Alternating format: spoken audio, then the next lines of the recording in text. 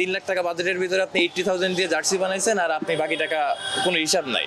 তো পরে হচ্ছে আমরা প্লেয়াররা নিজেরা টাকা দিয়ে জার্সি বানাইছে, যে জার্সিগুলো আসলে বাইরে পড়ার মতো অবস্থা ছিল না। আপনাকেও যদি বলি যে কি সংকটে আপনি কখনো পড়েছিলেন লাইফে, যেটা বিসিবি থেকে আপনি বলতে পারেননি কখনো, যেটা বলতে চান? দেখেন, আমার কথা মনে হয় যে আমি ন্যাশনাল টিমের আশেপাশে অনেক দিন ধরে রয়েছি। তো আমার আসলে মানে আমি বললাম না যে আমি আলহামদুলিল্লাহ ভালো একটা অ্যামাউন্ট পাচ্ছি, কন্ট্রাক্টে আছি। আপনি যদি ফার্স্ট ডিভিশন শুরু করেন, আপনি যদি সেকেন্ড ডিভিশন শুরু করেন, আপনি থার্ড ডিভিশন শুরু করেন, এগুলোর অবস্থা কি? ফার্স্ট ক্লাস আমরা যখন খেলেছি, বিসিবির থেকে একটা বরাদ্দ থাকে মনে হয় ফার্স্ট ক্লাস ডিভিশন টিমের জন্য। তো 3 লাখ টাকা জার্সি বানানোর বা কোনো কিছু, এটা আমি নিজের চোখে দেখেছি। যেহেতু আমি ক্যাপ্টেন ছিলাম, আমাদের জার্সি বানানো হয়েছে অ্যারাউন্ড 80,000 কিছু দিয়ে 30 জন প্লেয়ারের জন্য, যেটা পড়ার মতো না। তো এটা হচ্ছে সেক্রেটারি নাকি তার দায়িত্বে থাকে, ডিভিশনাল সেক্রেটারি। আপনারা জানবেন যে ওই সময় কে ছিল, লাস্ট 14-15 বছর ধরে হয়তো সেই ছিল। তো আপনার ফার্স্ট ক্লাসে যদি এই জিনিসটা হয় যে আপনার 3 লাখ টাকা বাজেটের ভিতরে আপনি 80,000 দিয়ে জার্সি বানাইছেন আর আপনি বাকি টাকা কোনো হিসাব নাই। তো পরে হচ্ছে আমরা প্লেয়াররা নিজেরা টাকা দিয়ে জার্সি বানাইছে, যে জার্সিগুলো আসলে বাইরে পড়ার মতো অবস্থা ছিল না।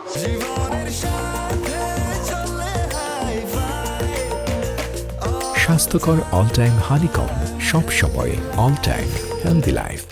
তো এরকম প্রতিটা সেক্টরেই আছে যে যেখানে আসে এই প্রবলেমগুলো ক্রিয়েট হয়, আর ইভেনচুয়ালি আমরা হয়তো প্রবলেম কিছু কম ক্রিয়েট করি, এর কারণে আমরা কথা বলতে চাই না। বাট আলটিমেটলি আপনার আমাদের 20 জন 25 জনের বাইরেও তো বিশাল একটা অ্যামাউন্ট প্লেয়ার রয়েছে যারা ভবিষ্যতে দেখে যে হচ্ছে প্রফেশনাল ক্রিকেটার হবে। তো সেইখান থেকে অবশ্যই চাবো যারা যেসব সংগঠকেরাই আসুক, যাতে ক্রিকেটের ভালোর জন্য আসুক। যেটা আমি বললাম যে আপনি যদি 70 থেকে 80% মানুষ যদি এটা চায় যে দেশের উন্নতি করব, দেশকে ভালোবাসি বা স্পোর্টস ভালোবাসি, তাইলেই আপনার সম্ভব যে ওই জায়গা থেকে ভালো কিছু করা। যখন আপনি নিজের পার্সোনাল এজেন্ডা নিয়ে কোনো কিছু করতে আসবেন, এখান থেকে আপনার সংসার বাড়ি চালানো লাগবে, তাহলে অবশ্যই স্পোর্টসের এই জায়গাটা আপনার জন্য না। আলহামদুলিল্লাহ সার্জারি হয়েছে আমার 25 তারিখে। এখন ভালো অবস্থা, হয়তো 6 to 8 weeks লাগবে মাঠে ফেরার জন্য। বিসিবি মেডিকেল টিমের সাথে কথা হচ্ছে এবং সিডনিতে সার্জারিটা করা হচ্ছে ডক্টর হুয়েনের কাছে, তার সাথেও কমিউনিকেট হচ্ছে। ইনশাল্লাহ খুব তাড়াতাড়ি মাঠে ফিরতে পারবো। বর্তমান সময়টা গেল, সবাই আপনি মাঠে আপনারা দেখেছেন, যখন মানববন্ধন হয়েছে আপনি গিয়েছেন, যখন বাংলাদেশ স্বাধীন হয়েছে তখন আপনি ছিলেন। এই আগ্রহটা কীভাবে বাড়লো যে তাদের পাশে থাকতে হবে, স্টুডেন্ট পাশে থাকতে হবে? দেখেন, আমি আসলে প্রথম যখন একটা স্ট্যাটাস দিয়েছিলাম আমি 16 তারিখে, 16 জুলাই। বাট আমার কাছে মনে হয় যে ওই সময় এত কিছু আমি খুব বেশি কিছু জানতাম না। বাট আমার কাছে মনে হয়েছে যেভাবে যে জিনিসটা যেদিকে যাচ্ছে, আমাদের কিছু ভাই বোনেরা মারা যাচ্ছে, এটা একটা হতে পারে না এইভাবে। আর আলটিমেটলি আমার কাছে মনে হয় যে আমার কিছু দায়বদ্ধতা আছে। আমি এমন টাইপের মানে আমার কাছে মনে হয় যে আমি যদি কথা না বলতে পারতাম এই সিচুয়েশানে, আমার নিজের কাছে খুব খারাপ লাগতো। হয়তো জানি না কোনো কিছুই করতে পারছি। স্টুডেন্টদের অনেক অনেক ধন্যবাদ, তারা এই জায়গাটায় আমাদের নিয়ে আসছে এবং তাদের যে সাহস, এটা আমাদের ইন্সপায়ার করবে। বাট আমার কাছে মনে হয় যে আমার জায়গা থেকে কিছুটা করার চেষ্টা করেছি এবং যা কিছু মানে থাকার চেষ্টা করেছি এবং কথা বলার যতটুকু দরকার ছিল, হয়তো আরও বেশি করতে পারতাম, ওইভাবে পারি নাই। বাট আমার কাছে মনে হয় যে আমি ইভেন অস্ট্রেলিয়া থেকে আসার পরেও 3-4-2 দিন আমি যেহেতু বসুন্ধরায় থাকি, আমি যমুনার সামনে ছিলাম। ওইখানে যে জিনিসটা দেখলাম যে এখানে প্রাইভেট ইউনিভার্সিটির স্টুডেন্টগুলো রয়েছে, যারা ফিনান্সিয়ালি বলেন বা যাদের জিনিসগুলো অনেক বেশি ডেভেলপ। আমি অবাক হয়েছি যে এই স্টুডেন্টরা যখন মাঠে এইভাবে আসছে এবং ওভারঅল বসুন্ধরা আমি ছিলাম, ওই জিনিসটা জানি যে মানুষেরাও যেভাবে আসছে, সবাই আসলে একটা জায়গায় ছিল যে জায়গা থেকে বেরোনোর চেষ্টা করতেছিল। কিছু জিনিস হয়তো আমি রাজনীতিকে এত ভালো মতো বুঝি না বা বুঝতেও চাই না।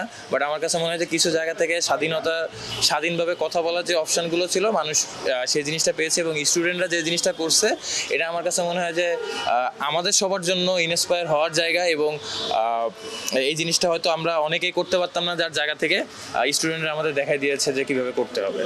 বিসিবিতে তো আপনি খেলছেন, পরিচালকও সভাপতিও দেখে শুনতে পাচ্ছি, পরিচালক চেঞ্জ হওয়ার কথা হয়েছে। আপনি যখন বিসিবিতে খেলেছেন, আপনার কোন বিষয়গুলো চোখে লেগেছে যেগুলি এমন না হতে পারতো, চেঞ্জ হতে পারতো? দেখেন, ক্রিকেট বা আমি যদি ওভারঅল স্পোর্টস নিয়ে বলি, কিছু মানুষ আমার কাছে খুবই কোশ্চেন আছে যে অবশ্যই বিসিবিতে অনেক ভালো মানুষ আছে, স্পোর্টসে অনেক ভালো মানুষ আছে।